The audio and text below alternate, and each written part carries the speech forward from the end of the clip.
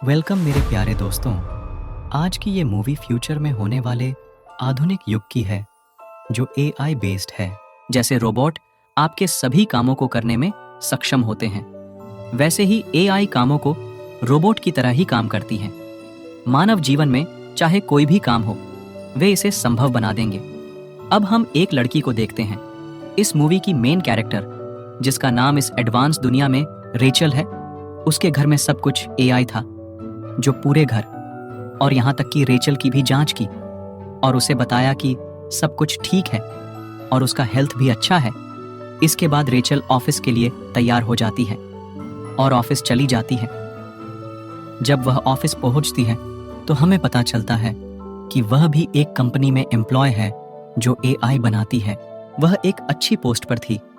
घर पर हम उसके पति को देखते हैं जो एक साइंटिस्ट हैं, जो पौधों पर रिसर्च करते हैं और उन्हें उगाते हैं। लेकिन क्योंकि सब कुछ एडवांस है, इसलिए उनका यह काम भी एआई द्वारा किया जाता है। रेचल के पति ने एआई के मदद से अपने घर में कई पौधे लगाए हैं और उसने एक ग्रीन हाउस बनाया है। वह एआई के कारण फ्री था, इसलिए अब उसने एक कॉलेज में पढ़ाना शुरू कर दिया है। लेकिन वह इस एडवांस दुनिया का आदी नहीं था। उसे अपना काम खुद ही करने की आदत थी और जब एआई ऐसा करता है तो उसे अच्छा नहीं लगता है। रेचल दूसरे ऑफिस में थी और एक मीटिंग चल रही थी और उसने सभी को बताया कि उसकी टीम ने एक और एडवांस एआई बनाया है। यह एक आंख के समान है जिसमें यह अब लोगों से सोचना और निर्णय लेना सीख रही है, क्योंकि फ्यूचर में यह काम लोग के असिस्टेंट या एडवाइजर के रूप में करेगी, जो मनुष्य को गाइडेंस देगी, चाहे वो सही या नेगेटिव तरीके ही क्यों ना हो।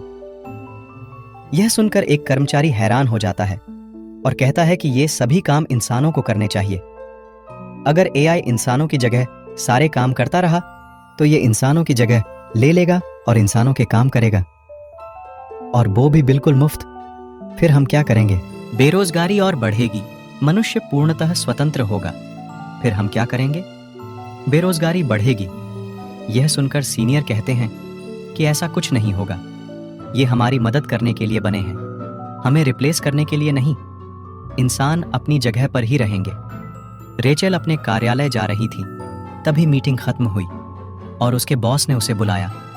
वह कहती हैं कि आप पिछले 2 साल से अच्छा काम कर रहे हैं, हम आपको प्रमोट करने की सोच रहे हैं, लेकिन प्रमोशन से पहले हम आपके परिवार के बारे में जानना चाहते हैं कि क्या आप अपना परिवार बढ़ाने की योजना बना रहे हैं, मतलब संतान प्राप्ति। यह सुनकर रेचल हैरान हो जाती है कि प्रमोशन को बच्चे पैदा करने से क्या मतलब। वह कहती है कि नहीं, हमने अभी तक इस बारे में नहीं सोचा है। इस पर उसके बॉस कहते हैं कि मैंने यह इसलिए पूछा क्योंकि आपकी वजह से हमारी कंपनी को फायदा हो रहा है। आप अच्छा कर रहे हैं और मैं नहीं चाहता कि आप बच्चे की योजना बनाते समय छुट्टियां लें। आपके लिए काम पर नियमित रहना महत्वपूर्ण है, लेकिन अगर आप बच्चे की योजना बनाना चाहते हैं तो हमारे पास एक और समाधान भी है। यह कहते हुए वह उसे एक कृत्रिम गर्भ केंद्र का संपर्क नंबर देती है, जहां बच्चों का कृत्रिम प्रसव कराया जाता है। कृत्रिम गर्भ में शिशु का विकास उसी प्रकार होता है जैसे मां के गर्भ में शिशु का विकास होता है। यह जन्म की प्रक्रिया के समान है। रेचल सेंटर में जाती है और सब कुछ जानकर और देखकर खुश हो जाती है, क्योंकि अब वह भी मां बनना चाहती है। वह वहां अपना नाम भी लिखती है, क्योंकि कृत्रिम गर्भ हर समय उपलब्ध नहीं होता है, लेकिन एक परिवार के आदेश पर इसकी व्यवस्था की जाती है। अगले दिन रेचल को सेंटर से फोन आया और बताया गया कि उसके लिए एक कृत्रिम गर्भ की व्यवस्था की गई है।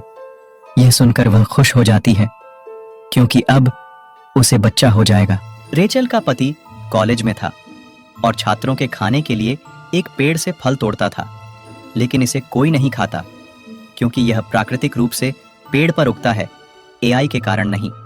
यहां हम समझते हैं कि वे एआई में इतने खो गए हैं और प्रकृति को भूल गए हैं। रेचल अपनी दोस्त को कृत्रिम जन्म के बारे में बताती है और वह यह सुनकर खुश हो जाती है और पार्टी करने का फैसला करती है। लेकिन रेचल का कहना है कि मैंने अपने पति को इस बारे में नहीं बताया, क्योंकि उनका मानना है कि इस उन्नत युग में भी चीजें प्राकृतिक रूप से मिलती हैं। उसे इस तरह की चीजें प्राप्त करना पसंद नहीं है, क्योंकि वह प्रकृति में विश्वास करता है। वह यही सोच रही थी, लेकिन फिर अपने डॉक्टर से मिलने के बारे में सोचती है। वह कोई और नहीं बल्कि एक एआई डॉक्टर था और एक बड़ी आंख की तरह दिख रहा था। रेचेल पूछती है कि मैं कृत्रिम गर्भ से बच्चा कैसे पा सकती हूं, क्योंकि मेरे पति यह सब स्वाभाविक रूप से चाहते हैं। इसका मतलब है कि वह चाहते हैं कि मैं गर्भवती हो जाऊं और एक बच्चे को जन्म दूं। एआई डॉक्टर कहते हैं कि अपने पति को समझाओ, क्योंकि इस युग में कुछ भी प्राकृतिक नहीं है। आपके लिए यह मायने नहीं रखना चाहिए कि बच्चा कैसे पैदा हुआ है। बस इस बात का जश्न मनाएं कि आप माता पिता बनने वाले हैं। इसके बाद रेचेल ने अपने पति को सब कुछ बताने का फैसला किया। वह शाम को घर लौटने पर उससे बात करने के लिए आगे बढ़ी, लेकिन वह अपने पति को चिंतित पाती है और वह रेचेल को अपनी समस्या भी बताती है कि आज छात्रों ने पेड़ का फल नहीं खाया। न जाने कौन सा समय आ गया, लोग प्रकृति से दूर हो गए। यह सुनकर रेचेल अपना मन बदल लेती है और अभी उसे कुछ नहीं बताता। वह अगले दिन गर्भ केंद्र जाती है और वहां कई अन्य महिलाएं भी थीं। इसी बीच गर्भ केंद्र की संचालिका लिंडा आती हैं और कहती हैं कि जन्म दर कम होने के कारण हमने यह केंद्र खोला है और हम इस तरीके को ईजाद करते हुए बच्चों की मदद करना चाहते हैं, ताकि बच्चे के जन्म में कोई दिक्कत ना हो। यह कहते हुए वह उन्हें एक पॉड कैप्सूल दिखाती है जो अंडे की तरह दिख रहा था। बच्चा इसके अंदर होगा और 9 महीने के अंदर यह बड़ा हो जाएगा। जब बच्चे के जन्म का समय आता है तो पॉड कैप्सूल उसके माता पिता को दिया जाता है। बाद में वह कहती है कि बच्चे से बात करते समय या गाना गाकर उससे जुड़े और चूमने की भी कोशिश कर सकती हैं। इसके अलावा वह बताती हैं कि बच्चे को कैसे खिलाना है, और अब क्योंकि वे माता पिता हैं इसलिए वे पॉड कैप्सूल घर ले जा सकते हैं।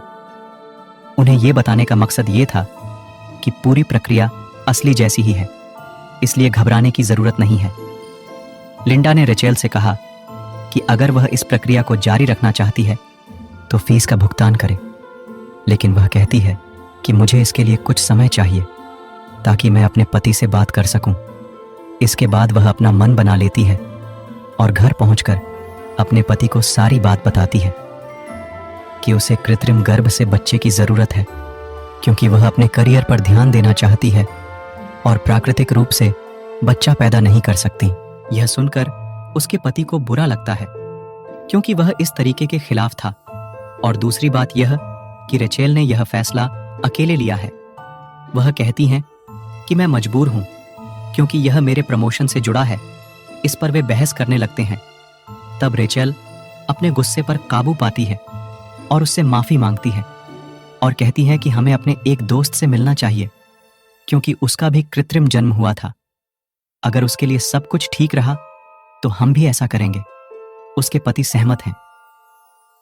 वे रेचेल के दोस्त के घर पहुंचे और उसकी सहेली का पति उन्हें समझाने लगता है कि कैसे वे कृत्रिम गर्भ में बच्चे को कहीं भी ले जा सकती हैं। यह देखकर रेचेल के पति को अजीब लगता है। फिर वह घर आता है और रेचेल से कहता है कि मैं यह फैसला जल्दबाजी में नहीं ले सकता। कम से कम यह एक बच्चे का मामला है। रेचेल कहती है कि मेरे एआई डॉक्टर से बात करो, वह आपको सही बताएगा। उसके कहने पर उसका पति एआई डॉक्टर से बात करता है, लेकिन वह बहस में पड़ जाता है, इसलिए वह चला जाता है। रात में वे मानव जीवन पर अग्रिम दुनिया के प्रभावों के बारे में बात करते हैं कि इंसान एआई की वजह से कुछ नहीं करते और ऐसे ही आलसी हो जाएंगे। रेचेल के पति को रात में एहसास हुआ और कहता है कि मुझे पता है कि आप यह सब हमारे परिवार के लिए कर रहे हैं। यदि आप बच्चे के कृत्रिम जन्म से खुश हैं तो मैं इसके लिए सहमत हो गया। अंततः वह इसके लिए राजी हो जाता है। अगले दिन वे लिंडा से मिलने जाते हैं और वह कहती है कि क्या आप एक बच्चा चाहते हैं? हमें आपसे और मदद की जरूरत है, यानी आप दोनों को अपने शरीर से हमें कुछ देना होगा। लेकिन रेचेल का कहना है कि हमें जरूरी नहीं कि लड़का चाहिए, चाहे वह लड़का होगा या लड़की, हम इसे प्रकृति पर छोड़ देंगे। इसके बाद उनके बच्चे के जन्म की प्रक्रिया शुरू होती है और उन्हें स्क्रीन पर यह दिखाया जाता है सब कुछ ठीक था। 9 महीने बाद उन्हें बच्चा मिल जाएगा और ये सोचकर वो खुश हो जाते हैं। अब रेचेल लिंडा द्वारा बताए गए ऐप के जरिए बच्चे से जुड़ने की कोशिश करती है। वह देखती है कि कुछ सप्ताह बीत गए हैं लेकिन बच्चे का विकास ज्यादा नहीं हुआ है और वह चिंतित हो जाती है। रात को सोते समय वह एक स्वप्न देखती है जिसमें वह देखती है कि वह गर्भवती है और उसने एक बच्चे को जन्म दिया है, लेकिन वह बच्चा नहीं बल्कि एक अंडा था। यह सपना उसे अजीब लगता है, इसलिए वह यह बात अपने आई डॉक्टर को बताती है। इसमें कहा गया है कि आपके सपनों का मतलब है कि आप सच में मां बनने वाली हैं, अन्यथा सपनों का हमारे वास्तविक जीवन से कोई लेना देना नहीं है, इसलिए इस पर ज्यादा ध्यान न दें। अब 6 सप्ताह बीत गए और वे गर्भ केंद्र में देखती हैं कि उनके बच्चे का दिल धड़क रहा है और इससे उन्हें खुशी होती है। फिर लिंडा उन्हें बच्चे से जुड़ने के लिए अपने घर पर पॉड कैप्सूल ले जाने की अनुमति देती है। घर पहुंचकर रेचेल के पति ने पहली बार अपने बच्चे को स्क्रीन पर देखा और इसका एहसास आज हुआ कि उनका बच्चा आने वाला है और वह पिता बनकर खुश हैं। वह बच्चे से जुड़ना शुरू करता है।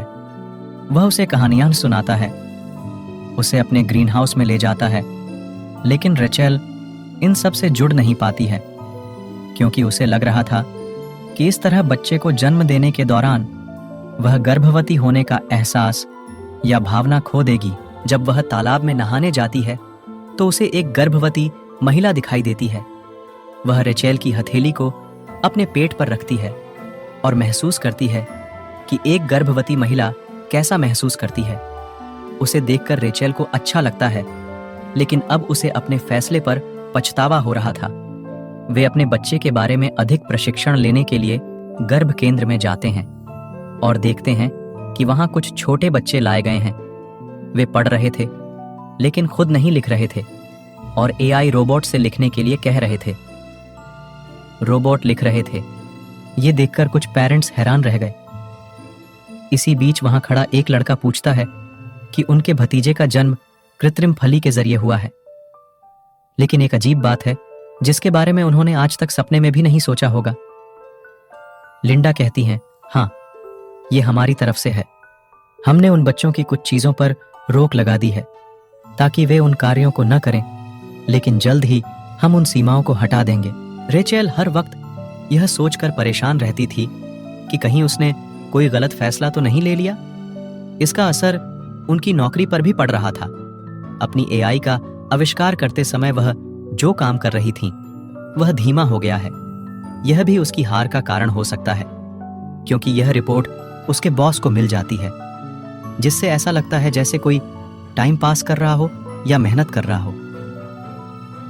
रेचेल का पति अपने बच्चे को कॉलेज में ले जाता है और वह इससे खुश था, लेकिन तभी उसके सीनियर बताते हैं कि उनके ग्रीन हाउस के कारण उन्हें बहुत सारे पैसे देने होंगे, इसलिए उन्हें यह काम बंद करना होगा। यह सुनकर वह क्रोधित हो जाता है और घर लौट आता है। रेचेल इस बात से परेशान थी कि उसका पति बच्चे से जुड़ा है, लेकिन वह नहीं। अब अपना उत्तर पाने के लिए वे अपने एआई डॉक्टर के पास जाते हैं। रेचेल अपनी समस्या बताती है, लेकिन चूंकि यह एक एआई था, इसलिए यह मानवीय भावनाओं को नहीं समझ सका कि किसी से जुड़ने का क्या मतलब है। इसीलिए इसमें कहा गया है कि मुझे लगता है कि बच्चे के साथ कुछ गड़बड़ है, इसलिए मुझे उसका इलाज करना चाहिए। इसलिए बच्चे को कुछ दिनों के लिए यहीं छोड़ दीजिए, जिससे मैं बच्चे से जुड़ जाऊंगी और समझने की कोशिश करूंगी कि ऐसा क्यों हो रहा है। अब वे समझते हैं कि यह एक एआई है, इसलिए यह उनकी भावनाओं को नहीं समझ रहा है और हमारे पास इसका जवाब नहीं है। यह सोचकर वे चले जाते हैं। रेचेल के पति का कहना है कि चिंता की कोई बात नहीं है, बस बच्चे के साथ समय बिताओ, फिर तुम जुड़ जाओगे। यही सोचकर रेचेल पॉड को अपने पेट से बांध लेती है। फिर ऐसे ही ऑफिस जाती है, लेकिन वह भूल जाती है कि उसके सामने एक पॉड बंधा हुआ है और गलती से सामने से टकरा जाती है। इस पर सभी सीनियर्स उनकी तरफ ऐसे देख रहे थे जैसे उन्होंने कोई बड़ी गलती कर दी हो। थोड़ी देर बाद रेचेल के वरिष्ठ ने कहा कि आपको पॉड घर पर छोड़ देना चाहिए और उसे एक अलमारी दिखाई जिसमें बहुत सारे पॉड थे। इस कंपनी के श्रमिकों के बच्चे थे और यहाँ रेचेल की पॉड के वरिष्ठ स्थान थे, यह कहते हुए कि हर कोई काम करने के लिए कार्यालय आता है, इसलिए माताओं को अपने बच्चों को दूर रखना पड़ता है। चूंकि हमें ऐसी माँओं की जरूरत नहीं है जो अपनी नौकरी पर ध्यान नहीं देती, क्योंकि यह कार्यालय भी एक एआई था, इसलिए मानवीय भावनाओं का कोई मूल्य नहीं था। कुछ दिनों के बाद उन्हें चेकअप के लिए अपना पॉड केंद्र में लाना होगा। एक दिन रेचेल को फिर से एक सपना आता है जिसमें वह अपने बच्चे को गोद में लिए हुए थी और समुद्र के किनारे रेत में घूम रही थी।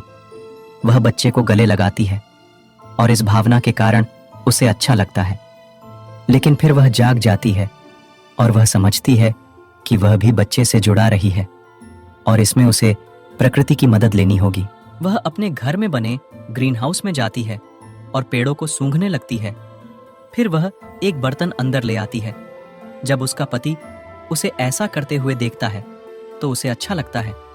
जब वह ऑफिस जा रही थी तो उसके बॉस ने एक बार फिर उसे रोका और पूछने लगता है कि मामला क्या है, आपकी ओर से काम धीमा क्यों हो गया है? आप एआई का आविष्कार करने में धीमे हैं। क्या आपका बच्चा ठीक है या तुम उसकी वजह से परेशान हो?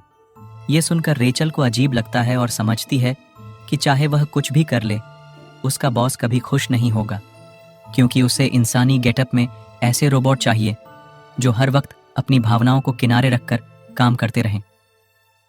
समय बीतता गया और उनका बच्चा अब 8 महीने का हो गया। वे खुश थे और अधिक समय बिताने के लिए पॉड को घर ले जाने के लिए कहा, लेकिन लिंडा ने यह कहते हुए मना कर दिया कि यह संभव नहीं है, क्योंकि हम इस चरण के बाद बच्चे के मस्तिष्क और शरीर को प्रशिक्षित करते हैं। दरअसल हम यहाँ एक शोध भी करते हैं और इसके लिए बच्चे के मस्तिष्क से डेटा लिया जाता है जो हमारे शोध में सहायक होगा। यह सुनकर रेचेल चौंक जाती है और कहती है, लेकिन मैं ऐसी ट्रेनिंग के लिए राजी नहीं थी और आप मेरी अनुमति के बिना मेरे बच्चे के साथ ऐसा कैसे कर सकते हैं? लिंडा मुस्कुराते हुए कहती हैं कि यह सब आपके कॉन्ट्रैक्ट में था जिस पर आपने साइन किया था। साफ साफ लिखा था कि हम यहाँ रिसर्च भी करते हैं और अब हम तुम्हें बच्चा नहीं ले जाने देंगे, क्योंकि हम समय से कुछ दिन पहले बच्चे को जन्म देते हैं। इसका मतलब है कि उसके जन्म के बाद उसे फली से बाहर निकाला जाएगा। हमें पॉड्स की आवश्यकता है क्योंकि हमारे पास बच्चे को जन्म देने के लिए अपनी बारी का इंतजार करने वाली महिलाओं की एक लंबी सूची है। अब न चाहते हुए भी उन्हें सहमत होना पड़ता है। समय बीतने के साथ रेचेल को समझ आ जाता है कि यह सब एक जाल था। यह उसे फंसाने के लिए था। उसे पदोन्नति के लिए कृत्रिम रूप से बच्चा पैदा करने के लिए कहा गया था, क्योंकि इस तरह से वे अपना शोध करेंगे और उनकी कंपनी को सरकार और अन्य कंपनियों से धन मिलेगा। वे घर आए और दुखी थे, लेकिन उसका पति नहीं रुका। वह केंद्र में आता है और चुपके से अपने बच्चे की फली उठाता है, फिर इसे चुपचाप घर ले आया। अब वे अपने बच्चे को वापस पाकर खुश थे, लेकिन इस रात रेचेल एक सपना देखती है जिसमें उसका बच्चा पैदा हुआ है और वह अपने बच्चे के लिए एक मॉल में खरीदारी कर रही है। वह उठती है और अपने पति से कहती है कि मैं आपसे सहमत हूं। मैं भी नहीं चाहती कि मेरा बच्चा इस दुनिया में बड़ा हो, लेकिन मैं अपने बच्चे को प्राकृतिक रूप से वैसे ही बड़ा करना चाहता हूं जैसे आप चाहते हैं। उन्होंने शहर से दूर अपने गांव के घर में जाने का फैसला किया। वहां अभी भी सब कुछ प्राकृतिक है, लेकिन इससे पहले उनके पति लिंडा से आखिरी बार बात करने जाते हैं। वह कहता है कि हमसे और पैसे ले लो, लेकिन बच्चा 9 महीने बाद पैदा होना चाहिए। लेकिन वह मना कर देती है, इसलिए वे गांव के घर में चले जाना और अगले दिन यात्रा पर निकल जाना ही ठीक समझते हैं। यह एक लंबी यात्रा थी और उन्होंने इसका आनंद लिया। बाद में वे अपने गांव के घर पहुंचे और यहां कुछ दिन बिताए। अब 9 महीने पूरे हो गए। उन्होंने देखा कि बच्चा फली में उल्टा घूम रहा है। इससे वे खुश हो जाते हैं, क्योंकि बच्चे का जन्म किसी भी समय हो जाएगा। लेकिन उस रात अचानक पॉड सिस्टम बंद हो जाता है। रेचेल घबरा जाती है, लेकिन उसका पति उसे समझाता है कि चिंता मत करो, यह पॉड 2 दिन तक बिना ऊर्जा के काम करता रहेगा और बच्चा किसी भी समय पैदा होगा। अगली रात जब वे सो रहे थे, अचानक फली से आवाजें आती हैं। इसका मतलब है कि यह प्रसव का समय था और बच्चा पैदा होगा और फली से बाहर आएगा। इसके लिए उन्हें एक कोड डालना होगा जो उन्हें याद नहीं हो। रेचेल चिंतित हो जाती है, लेकिन उसका पति अपने दिमाग का इस्तेमाल करता है और सावधानी से फली के ऊपरी हिस्से को तोड़ देता है और बच्चे को बाहर निकाल लेता है। वे बच्चे को देखकर खुश हो जाते हैं क्योंकि उनका बच्चा सुरक्षित पैदा हुआ था। यह एक भावनात्मक दृश्य था। वे रो रहे थे क्योंकि वे आखिरकार आज माता पिता बन गए थे। इनके एक बेटा था। अब वे मशीनों के बिना अपना जीवन वैसे ही जीने का प्रयास कर रहे हैं जैसे वे उन्नत दुनिया से पहले करते थे। कुछ दिनों के बाद रेचेल पॉड को पैक करती है और उसे वापस केंद्र में भेज देती है। परिवार आखिरकार पूरा हो गया, इसलिए वे उन्नत तकनीक से दूर प्रकृति के वैभव में संतुष्ट होकर रहते थे।